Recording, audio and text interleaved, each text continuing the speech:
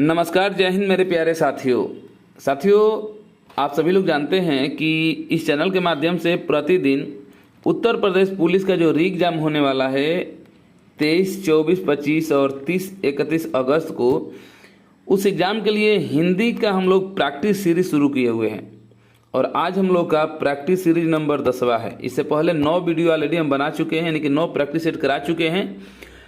जो लोग अभी तक उस वीडियो को नहीं देखे हैं तो आप प्लेलिस्ट में जाइएगा, प्लेलिस्ट बनी हुई है, वहाँ से आप 9 वीडियो देख सकते हैं। बिना देर किए हुए, बिना विलंब किए हुए आइए शुरू करते हैं आज का पहला क्वेश्चन। तो ये रहा आपके सामने आज का पहला क्वेश्चन। पहला क्वेश्चन पूछा गया है कि किस स्वर के उच्चारण में दीर्घ स्वर से भी अधिक समय लगता है। वर्णमाला से ही क्वेश्चन पूछा गया। आप लोग देख रहे होंगे पर डे हम लोग का जो पहला या दूसरा क्वेश्चन जो रहता है आपका वर्णमाला से ही रहता है। तो वर्णमाला में आप लोग पढ़े होंगे मात्रा के आधार पर स्वरों को 3 भागों में बांटा गया है। पहला है आपका ह्रस्व स्वर, दूसरा है आपका दीर्घ स्वर और तीसरा है आपका प्लुत स्वर। ठीक है, इसको एक मात्रिक स्वर कहा जाता है, इसको द्विमात्रिक स्वर कहा जाता है, इसको त्रिमात्रिक स्वर कहा जाता है। ये भी जानते हैं आप लोग। इसको मूल स्वर भी कहा जाता है ह्रस्व स्वर को। इसको कट गया, लिख देते हैं ह्रस्व स्वर, दीर्घ स्वर और प्लुत स्वर। ह्रस्व स्वर को बोलने में कम समय लगता है, दीर्घ स्वर को ह्रस्व स्वर से बोलने में 2 गुना समय लगता है और प्लुत स्वर को बोलने में ह्रस्व स्वर और दीर्घ स्वर से भी ज़्यादा समय लगता है, तो वो प्लुत स्वर कहलाता है। यही क्वेश्चन पूछा गया है कि किस स्वर के उच्चारण में दीर्घ स्वर से भी अधिक आपका समय लगता है। तो देखिए, दीर्घ स्वर से भी अधिक समय किसमें लगता है? प्लुत स्वर में लगता है। किसमें? प्लुत स्वर में लगता है। इसका एक एग्जाम्पल बहुत ही अच्छा है, जैसे बोला जाता है ओम।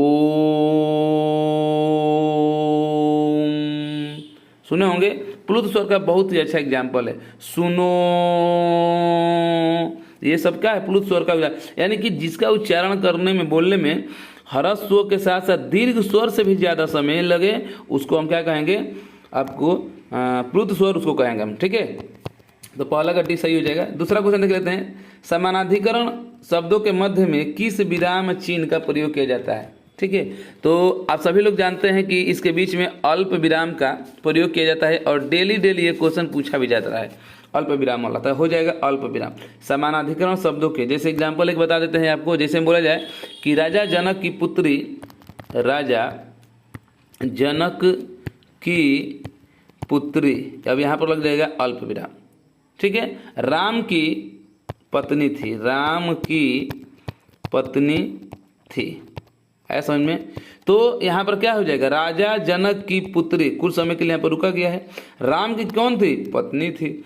तो वही पूछा गया है कि समानाधिकरण शब्दों के मध्य में कौन सा आपका विराम चिन्ह लगेगा? तो लगेगा आपका अल्प विराम। ओके, चलिए क्वेश्चन नंबर 3 है कि इनमें से कौन सा शब्द व्यक्तिवाचक संज्ञा है? संज्ञा से फिर पूछ लिया गया व्यक्तिवाचक संज्ञा। तो हमने बताया था कल कि व्यक्तिवाचक संज्ञा जो दुनिया में अकेला होता है, जिसके जैसे कोई ना हो, वही आपका क्या हो? व्यक्तिवाचक संज्ञा होगा। ओके, तो यहाँ पर चूँकि देखिए यहाँ पर नहीं ये पूछा गया, इसी चीज़ को बार बार मैं बोलता हूँ कि आपको देखिए क्वेश्चन समझना है। यहाँ पर नहीं है पूछ लिया गया कि कौन सा व्यक्तिवाचक संज्ञा नहीं है। तो अब बताइए, हिमालय तो एक ही है, गंगा नदी एक ही है दुनिया में, राम एक ही है, लेकिन पहाड़ आपका एक नहीं है। दुनिया में पहाड़ बहुत सारे हैं, इसलिए आपका तीसरा का विकल्प नंबर डी आपका क्या हो जाएगा? सही हो जाएगा, यानी कि व्यक्तिवाचक संज्ञा ये पहाड़ नहीं है। ओके, अगर पूछा जाए कि पहाड़ है क्या, तो बताएंगे कि जातिवाचक संज्ञा। क्या? जातिवाचक संज्ञा है। क्वेश्चन नंबर 4 है कि उसका भाई खेलता है। वाक्य में सर्वनाम है, उसका भाई खेलता है। वाक्य में पूछा गया है कि सर्वनाम है, तो इस वाक्य में उसका क्या होगा जी? तो आपका हो जाएगा पुरुषवाचक सर्वनाम। दिया गया है यहाँ पर पुरुषवाचक सर्वनाम, उसका क्या हो जाएगा? पुरुषवाचक सर्वनाम आपका हो जाएगा। अगला है कि कुसुम का विशेषण क्या होगा? कुसुम का विशेषण क्या होगा, ये पूछा गया है। तो कुसुम का विशेषण जो होता है कुसुमित होता है, कुसुमित होता है। ओके, कुसुम का क्या होता है? कुसुमित होता है। तो 5 नंबर का कौन सा हो जाएगा? बी आपका सही हो जाएगा। क्वेश्चन नंबर 6 है कि तुम्हारा आना खुशी की बात है। तुम्हारा आना खुशी की बात है, वाक्य में आना क्या है? तुम्हारा आना खुशी की बात है, तो उसमें आना जाना खाना पीना सब क्या है? क्रिया है। तो आपका हो जाएगा विकल्प नंबर ए क्रिया। क्वेश्चन नंबर 7 है कि सरकार ने अंशतः प्रतिपूर्ति की है, इस वाक्य में किस प्रकार की क्रिया विशेषण का प्रयोग किया गया है। क्वेश्चन है कि सरकार ने अंशतः प्रतिपूर्ति की है और इस वाक्य में बताना है कि किस प्रकार के क्रिया विशेषण की बात की गई है। तो यहाँ पर हो जाएगा आपका परिमाणवाचक। कौन सा? परिमाणवाचक आपका क्रिया विशेषण का प्रयोग किया गया है। ओके, चलिए, निम्न में से कौन सा शब्द पुल्लिंग है? ये पूछा गया कि निम्न में कौन सा शब्द पुल्लिंग है जी? पुल्लिंग जैसे पूर्ति, अभिव्यक्ति, विवाह और छवि, 4 दिया गया है। बताना आपको कौन सा इसमें पुल्लिंग है। तो विवाह जो होता है ये आपका पुल्लिंग होता है, बाकी सब स्त्रीलिंग है। सब क्या है? स्त्रीलिंग। पूर्ति, अभिव्यक्ति, छवि, ये सब क्या है? स्त्रीलिंग है। विवाह क्या है? पुल्लिंग है। ये विकल्प नंबर 6 सही हो जाएगा। क्वेश्चन नंबर 9 है कि निम्नलिखित में से एक वचन शब्द कौन सा है? पूछा जा रहा है कि कौन सा एक वचन है। तो याद रखिएगा जो नदी शब्द है वो आपका एक वचन है। क्या है? एक वचन हो जाएगा। ओके, बाकी बहुवचन, दर्शन, घर, लता, इस समय क्या है? बहुवचन है। क्वेश्चन नंबर 10 है कि दिए गए वाक्य का काल ज्ञात करना है। किस काल में ये दिया गया है? वाक्य है कि आधुनिक युग की मीरा महादेवी वर्मा ने मेरा परिवार नामक संस्मरण लिखा हुआ है। आधुनिक युग की मीरा कही जाती है। यहाँ से क्वेश्चन समझिएगा। क्वेश्चन अगर आपके सामने आ जाता है कि आधुनिक युग की मीरा किसे कहा गया है, तो क्या बताएंगे? महादेवी वर्मा को। तो वही कहा जा रहा है कि आधुनिक युग की जो मीरा है, जो आधुनिक युग की मीरा है महादेवी वर्मा ने मेरा परिवार नामक क्या संस्मरण लिखी हुई है। तो बताना है कि इस वाक्य में कौन सा काल है? सामान्य भूत काल है, आसन भूत है, पूर्ण भूत है या भूत है? भूत तो दिखाई दे रहा है कि भूत काल तो है, लेकिन कौन सा भूत काल है इसमें? तो ये आपका हो जाएगा आसन्य भूत काल। कौन सा? आसन भूत काल आपका हो जाएगा। 10 का बी आपका सही हो जाएगा। क्वेश्चन नंबर 11 देख लेते हैं। निम्नलिखित में से किस वाक्य में भाववाच्य है? डेली पूछा जा रहा है वाच्य से और भाववाच्य पूछा जा रहा है। तो हम क्या बताए थे कि नहीं वाला पहले विकल्प खोजिएगा और नहीं वाले में भी देखिएगा कि उसमें भाव अगर उत्पन्न हो रहा है। जैसे यहाँ पर लोग खुलकर हंस नहीं तो होगा नहीं। रामचरितमानस ग्रंथ तुलसी इसमें है नहीं।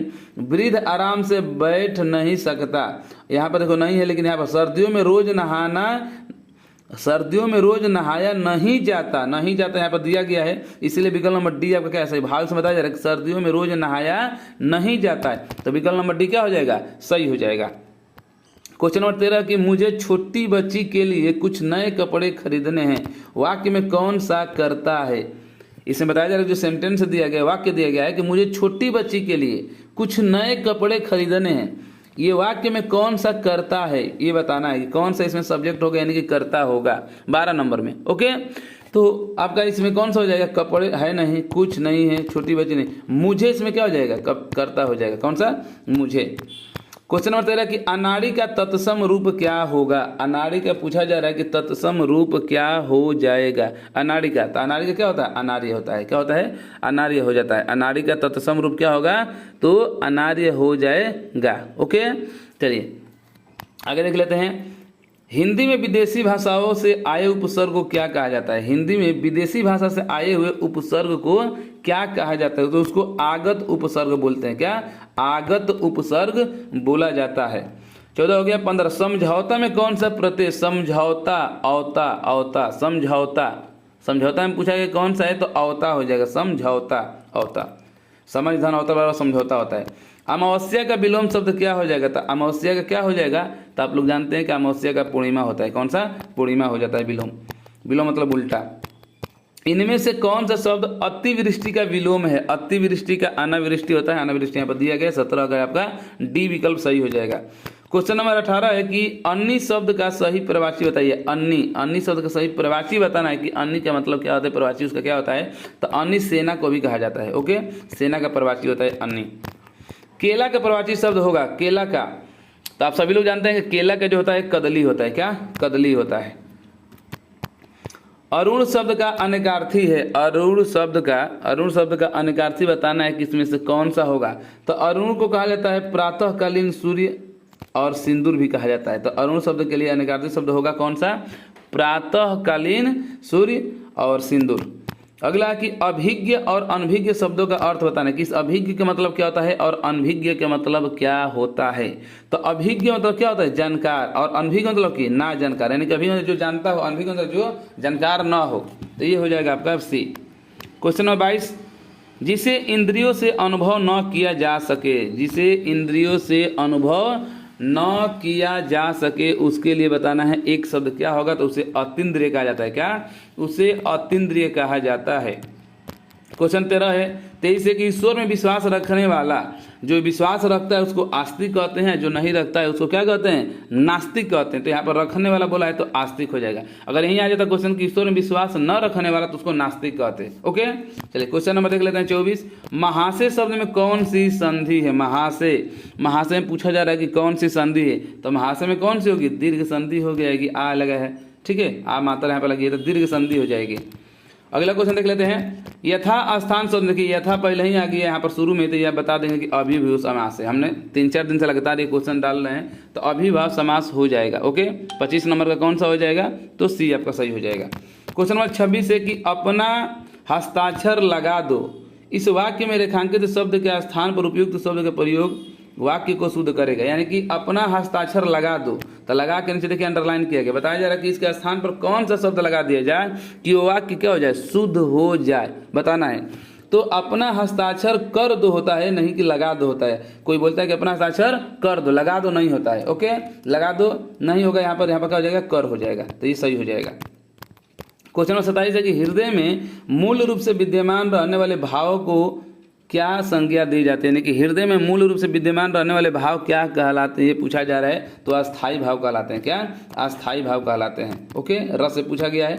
अगला क्वेश्चन है आपका छंद से कि दामिनी दमन, दामिनी दमक रह न घन माही, खलके प्रीति जथाधीर नाही। इस पंक्ति में कौन सा छंद है आपसे पूछा गया है। ओके, तो ये आपका चौपाई है। अगर इसको आप काउंट करते हैं तो 16 मात्राएं होंगी, इसलिए क्या हो जाएगी? चौपाई हो जाएगी।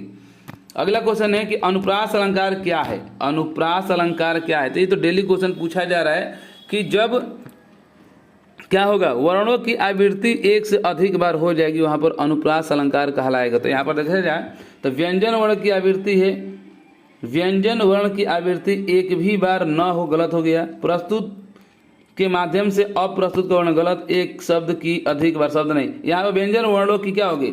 आवृत्ति होती है, उसी को क्या कहते हैं? अनुप्रास अलंकार कहते हैं।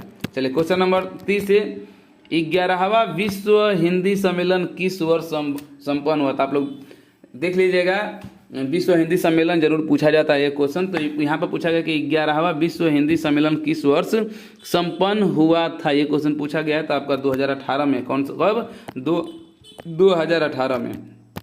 क्वेश्चन नंबर 31 है कि यहाँ पर देखिए खाली स्थान दिया गया है, आगे बोला गया कि चंगा तो कठौती में, और यहाँ पर भरना है। तो आप लोग सुने होंगे कि मन चंगा तो कठौती में गंगा, मन चंगा तो यहाँ पर क्या बोले? कठौती, कठौती में गंगा। तो यही भरने वाला है। तो 4 विकल्प दिया गया है। तो देखिए विकल्प में यहाँ पर दिया गया कि मन, और यहाँ पर मन चंगा तो कठौती में गंगा। ओके, तो इस तरीके से अगर देखा जाए 31 नंबर क्वेश्चन का आंसर जो होगा वो आपका बी ही हो जाएगा। यहाँ पर विकल्प नंबर बी दिया गया है, ठीक है, कि मन चंगा तो कठौती में गंगा। आगे है 32 नंबर कि जिस पतल में खाना उसी पतल में छेद करना।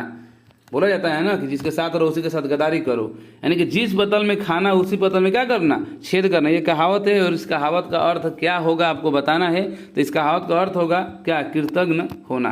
क्या? कृतज्ञ होना, इसका अर्थ हो जाएगा। ओके, चलिए क्वेश्चन नंबर 33 है और आज का आखिरी क्वेश्चन है कि रीतिकाल को श्रृंगार काल इनमें से किसने कहा है? रीतिकाल को श्रृंगार काल किसने कहा है? तो विश्वनाथ प्रसाद मिश्र ने रीतिकाल को श्रृंगार काल कहे हुए हैं। ओके, तो ये रहा आज का 30 क्वेश्चन फ्रेंड्स। 30 क्वेश्चन है। अगर आप 1 से लेकर और 30 क्वेश्चन तक पूरा क्वेश्चन, सॉरी 33 क्वेश्चन हमने करा दिए, 33 क्वेश्चन। अगर आप 1 से लेकर 33 क्वेश्चन तक देखे हुए हैं तो आपको कमेंट कर कर बताना है कि आपका कितना इसमें से सही बना हुआ है। ईमानदारी से बताना है, झूठ नहीं बोलना है, ठीक है। और वीडियो आपको कैसी लगी है? वीडियो अच्छी लगी है तो वीडियो को लाइक भी कर दीजिए। चैनल को अभी तक सब्सक्राइब नहीं किए हैं क्या? चैनल को अभी तक सब्सक्राइब नहीं किए हुए हैं तो चैनल को सब्सक्राइब भी आप लोग को कर लेना है। बाकी कल फिर मिलते हैं नए प्रैक्टिस सेट के साथ। आज के लिए इतना ही, धन्यवाद।